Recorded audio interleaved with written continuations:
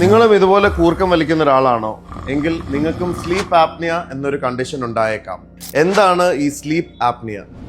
Sleep apnea എന്ന് പറയുന്നത് നമ്മളിപ്പോൾ കിടന്നുറങ്ങുന്ന സമയത്ത് എല്ലാ 15 മിനിറ്റ് കൂടുമ്പോഴും നമ്മുടെ കഴുത്തിൽ ഒരാൾ ഫോഴ്സ്ഫുൾ ആയിട്ട് ഞെക്കാൻ നോക്കുകയാണ്. നമ്മുടെ ഉറക്കം ഡിസ്റ്റർബ്ഡ് ആവുകയാണ്. നമുക്ക് ഡീപ്പ് സ്ലീപ്പിലേക്ക് പോകാൻ പറ്റുന്നില്ല. സോ ഇത് ത്രൂ ഔട്ട് ദ നൈറ്റ് ഒരു 7-8 മണിക്കൂർ ഇത് സംഭവിക്കുന്ന ഒരു അവസ്ഥ, ഇത് നിങ്ങൾ ആലോചിച്ച് നോക്കുക. ഇതാണ് ഒരു അക്യൂട്ട് സ്ലീപ്പ് ആപ്നിയ അനുഭവിക്കുന്ന ഒരാളുടെ അവസ്ഥ. കോമൺ ആയിട്ട് കണ്ടുവരുന്ന 3 സ്ലീപ്പ് ആപ്നിയ സിംറ്റംസ് ഉണ്ട്.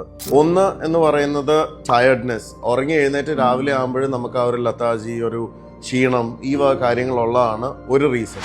2 നമ്മളിപ്പോൾ കണ്ട കൂർക്കം വലി, നല്ല സ്നോറിങ് ഉണ്ടാവുക എന്നുള്ളത് ഒരു ലക്ഷണമാണ് ഇതിൻ്റെ. മൂന്നാമത്തേന്ന് പറയുന്നത് പോസ് ചെയ്തിട്ടുള്ള ബ്രീതിങ്.